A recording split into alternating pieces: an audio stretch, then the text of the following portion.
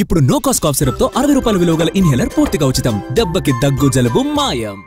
తెలుగు రాష్ట్రాల్లో చలి పంజా విసురుతోంది. రోజు రోజుకు చలి తీవ్రత పెరిగిపోతోంది. 2-3 రోజుల నుంచి పలు జిల్లాల్లో కనిష్ట ఉష్ణోగ్రతలు సాధారణం కంటే 3 నుంచి 4 డిగ్రీల మేర తగ్గిపోయాయి.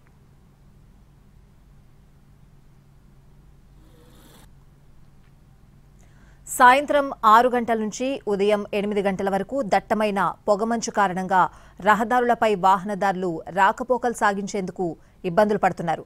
మరో వారం రోజుల పాటు పిల్లలు, వృద్ధులు ఉదయం, సాయంత్రం వేళల్లో బయటకు రావద్దని, ఒకవేళ వచ్చినా చలి తీవ్రతను తట్టుకునేలా తగిన జాగ్రత్తలు తీసుకోవాలని హెచ్చరికలు జారీ చేస్తున్నారు.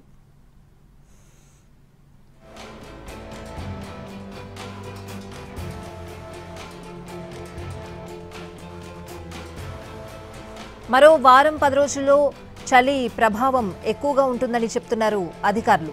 చలి తీవ్రత మరింత పెరిగే అవకాశం ఉందని అప్రమత్తంగా ఉండాలని సూచించారు.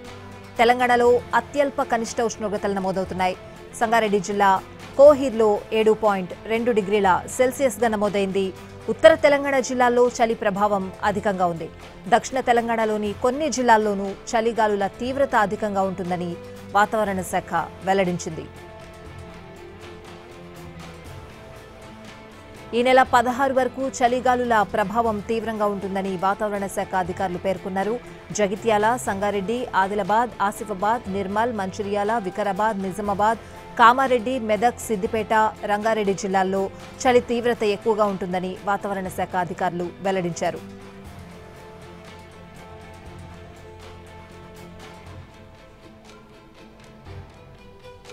హైదరాబాద్లోనూ చలి పంజా విసురుతోంది. వచ్చే 4 రోజులుగా హైదరాబాద్లో 15 డిగ్రీల కన్నా తక్కువగా ఉష్ణోగ్రతలు నమోదవుతాయని వాతావరణ శాఖ అధికారులు తెలిపారు. చలి తీవ్రత పెరుగుతున్నందున అత్యవసరమైతే తప్ప ఉదయం, సాయంత్రం వేళల్లో బయటకు రాకుండా ఉండాలని వైద్యులు సూచించారు.